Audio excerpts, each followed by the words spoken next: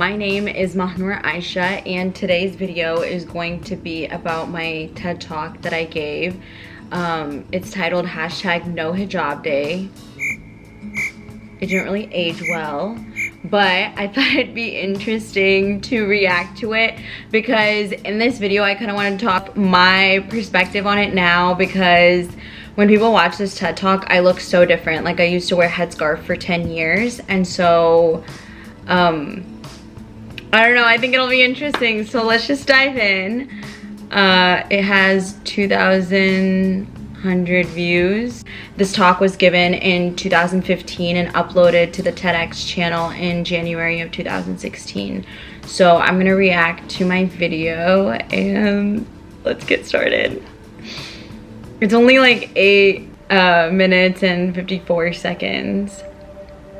The theme of all the TED Talks that day were what if. So that's why the title says what if.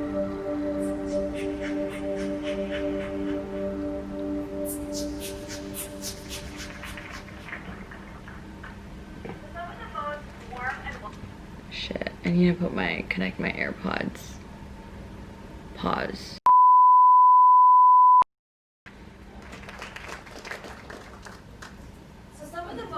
Warm and welcoming things I've heard about since my time here at Ball State have been, you're really pretty for a Pakistani, or, whoa, you have really nice English, you sound like a white girl, or my favorite, I'm really sorry you were born in the wrong religion.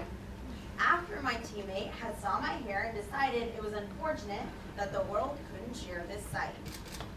Compliments can be tricky, and microaggressions are part of compliments. Microaggressions aren't really Okay, pause. I was so nervous. I was so nervous for this talk because we had rehearsals to like make sure we had written our speeches and delivered it. We were supposed to be under 10 minutes. I didn't write my speech. My speech was not done. Even like the person before who was going before me, my speech wasn't done then. I was like standing in, I remember near a staircase and like practicing my final speech for the first time like 5 minutes before this. So there's like some grammatical errors that I know that I said, but I was so nervous. And in the beginning, you can tell I'm like a little bit more nervous and robotic. And then at the end, I'm a little bit more natural. But because I'm such a confident person, nobody can tell. Like, nobody could tell. They thought I was fine. But anyways, continue. Because they aren't directly intended to hurt individuals. Microaggressions occur frequently, and according to BuzzFeed, they are something that is built up over time, whether it's your lifetime or a childhood, but they are simply part of the marginalized experience. My name is Noor Ayesha, and I'm a junior marketing major at Ball State University. I was born in Pakistan, and I came to America in 2002 when my mother decided to pursue her second master's and her PhD at Purdue University. Mom. While she did that, I was able to complete my K-12 education in West Lafayette, Indiana. In West Lafayette, Indiana. I was so nervous. And growing up, I was raised by a single mother, and she always I forgot what I was gave saying. me this concept and mentality that whatever I put my heart to, I could achieve, and nothing was out of my reach. And so that incorporated by the person I am a very outgoing, extroverted, and involved person in my surroundings. And so that has transferred over here at my time at Ball State. Like Kirsten mentioned, I am, part of the Ball State speech team, or was part of the Ball State speech team, an orientation leader for the past couple years, an Excel mentor, as well as being part of the Muslim community in Muncie, as well as the president of the Muslim Student Association here on campus. So the other day, I was scrolling through Twitter and I saw this hashtag No Hijab Day, and I was kind of confused. And before we jump into this hashtag, I wanted to talk about what the word hijab means. So the hijab is the head covering or headscarf that some Muslim women choose to wear. So back to the hashtag. When I saw it, I was kind of confused as to what was the purpose of this hashtag. So I researched it, and I found out that it was created by Iranian women for Iranian women for an issue that was occurring within their country. But what happened with the hashtag is that Western media, social media, and Western feminism had taken over the hashtag and turned it into something it completely wasn't. While the intentions were in the right place of, doing your part and freeing and liberating the oppressed Muslim woman, they completely missed the mark. And we're going to discuss today how they did that and how we can prevent that. So, the hijab is a choice that Muslim women choose to wear. My mother decided to wear the headscarf when she was in her 30s. That is when she decided that she felt more comfortable and more closer to her faith and wanted to make that decision and pursue, wearing a headscarf. I myself decided to make that decision when I was entering 7th grade. I had researched what the hijab meant, everything it stood for, and I fell in love.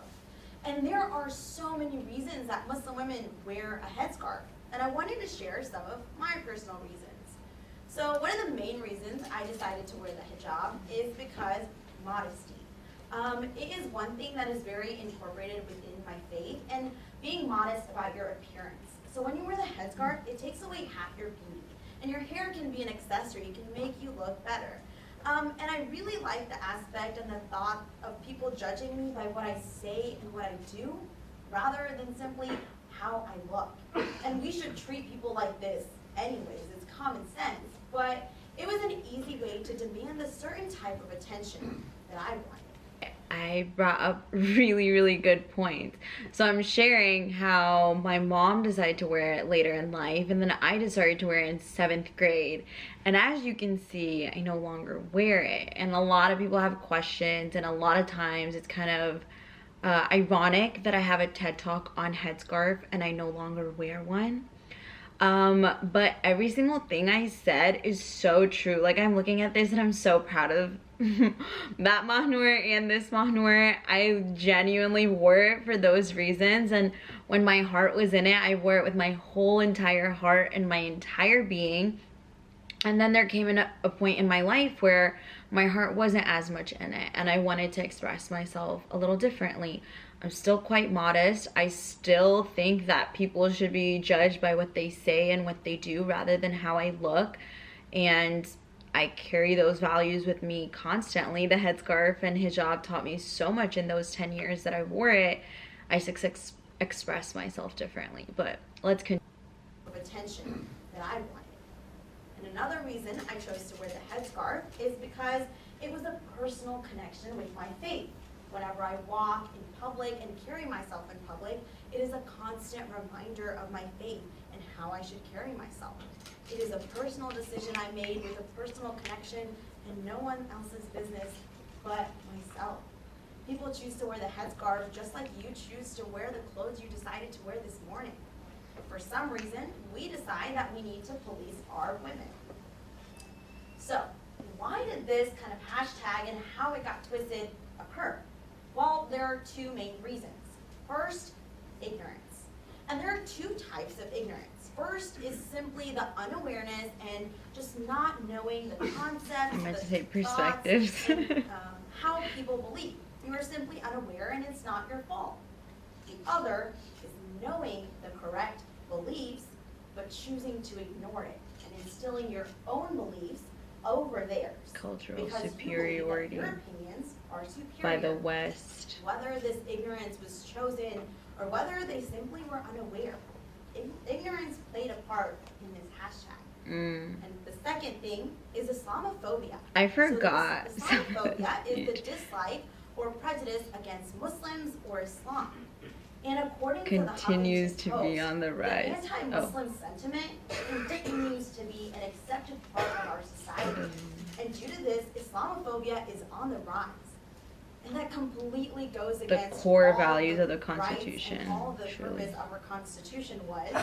And the core foundations of our I'm the nation. same person. I say the same shit. What can we do to prevent this? First, we need to realize that this hashtag is part of a larger story of policing women. Our society has this habit of Preach, Mahnur, preach! We always try to discipline her. And when we do that, we are rhetorically stripping women the right to do what they please with their own bodies. Second, by inaccurately running with this hashtag, Western media reaffirm this notion that a Muslim woman is a victim, one who needs our protection. Not only that, she is a victim we don't need of other saving. cultures' laws, Muslim women other got cultures' ourselves. punishments. By inaccurately running with this hashtag, they reaffirm this notion that, while we would never, as a Western society, police women's actions, we actually added to the problem by asserting cultural superiority. Also, side note, telling a woman to wear something and telling a woman not to wear something is the same kind of oppression. But anyways, as I continue to preach, we're at 7:38. We need to get the thought out of our heads that Muslim We don't need women saving. can be saved. Muslim women do not need saving. We can save ourselves. Another point is, if you do want to be aware and sympathize and empathize with Muslim women, you need to become more aware. So go, instead of participating in hashtag No Hijab Day, participate in Hijab Day 2015. Or go check out your local Muslim Student Association. Every springtime they hold Islamic Awareness Week on our campus. We have events such as Try on a Hijab, or Islam and Feminism, or even a question-answer panel with 2 professional Muslims and 2 college students. Sometimes Just that's to the start hardest thing, though, conversation. starting the conversation. We really need to do our part in eliminating ignorance, because being silent is being part of the problem. We need to stop acting like we're not all different from each other, because we are. And those differences help create and shape us. And then once we start embracing those differences, we will be able to break down the barriers that separate us all and move forward in a better direction. Go, Noor! Okay, wow.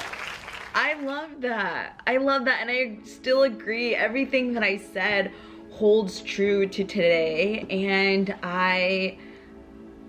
I'm so proud of myself. I was so privileged to have a platform like this and to give a TEDx talk. And like I said, I stand by every single thing that I was preaching, and that, well done. Well done, old Noor. That Noor, how old was she? 2015? So like 5 years ago. I was 20 years old when I gave that talk.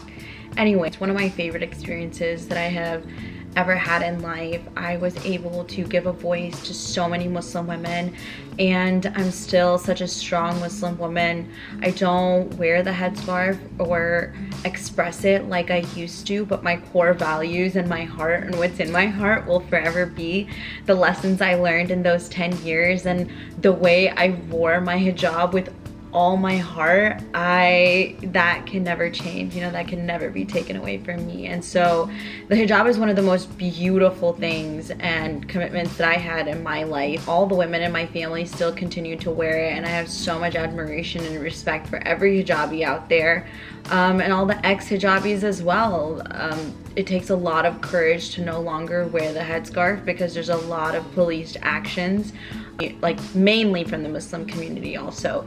So that's a topic for a different video. That's not what this video is about, but I hope, to my friends of other faiths, that this video gave you a little bit of insight of why Muslim women choose to wear the headscarf, and it is a choice that they choose to make. Like, I made that choice every single day for 10 years, and then I made the choice to no longer wear it, but I'm still that Muslim woman to my core, and I don't think anything can change that. I don't think there was much of a reaction. I did such a great job. I didn't really have much to say. I was like, oh girl, like, preach. Like, you're spitting facts, like, and sharing my perspective. And I think one last tidbit that I would like to leave everybody with is, like, when conversations are hard to have, I think those are the conversations that you need to have. A lot of my Ball State friends and orientation leader friends had just never had that conversation, or had a Muslim friend just like talk to them about their beliefs or perspectives. And I don't really think it should be that politicized or it's that controversial. Muslims are all around you. They're your neighbors, they're your friends, they're your coworkers. And to understand a different faith and like their belief systems and what they bring can do nothing but bring humans closer and break those boundaries and the walls that we all have up as humans. So love each other more and try to learn about each other's cultures, beliefs, differences, because that's genuinely what's so beautiful about everything we bring to the table. Anyways, thank you guys for watching my video and subscribe. I will see you guys in my next video.